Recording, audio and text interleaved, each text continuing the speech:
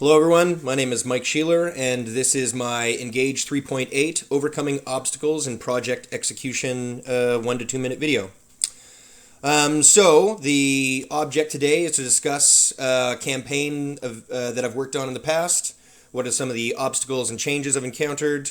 And looking back, do I think that it was dealt with effectively and what would I do differently?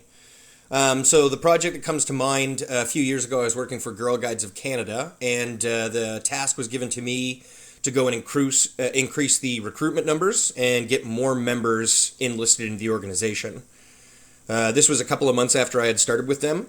Of course, as most people, the first thing that I did was absorb all of the analytics and data and information that I could from the past couple of years. One of the things that I found pretty quickly upon starting the campaign is that we didn't actually have any difficulty getting youth. And in fact, a youth-focusing campaign probably wouldn't increase the numbers of Girl Guides members because we had, I think it was approximately 2,200 girls who were on wait lists. They were actually waiting to become a Girl Guide, but they couldn't become a Girl Guide because there wasn't enough adult leaders. There needed to be one adult leader for every 4 girls that were getting placed in a unit. So unless we went out and enlisted more leaders, no matter how many young girls we got enlisted in the organization, we weren't going to be able to actually place them in the real world.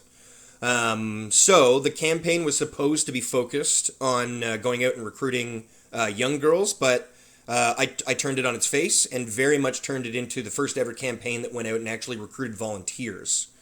It was very successful. We were able to get a 7% increase in volunteers. And as a direct result, all of the wait list disappeared, and additional girls who inquired were able to get placed. So overall, we were able to increase membership by focusing on the part of the pillar that was actually missing, which was volunteer leaders. So I think that it was dealt with very effectively. What would I do differently, if anything?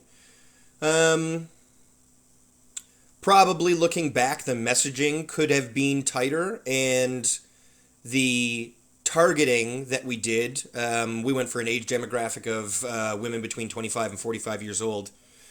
We probably should have focused more of our campaign on social media. After the first campaign was over, I found that social media advertising for that demographic group was 9 times more effective than any other advertisement that we did. We went into the Oprah network with TV commercials. We were in Cineplex playing pre-roll commercials ahead of movies that we knew our audience would like.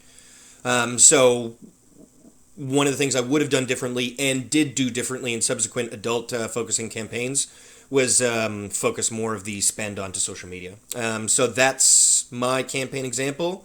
That's what we did. That's how we changed things. It went fairly successful, and that's what I would do differently in the future. Thanks for listening.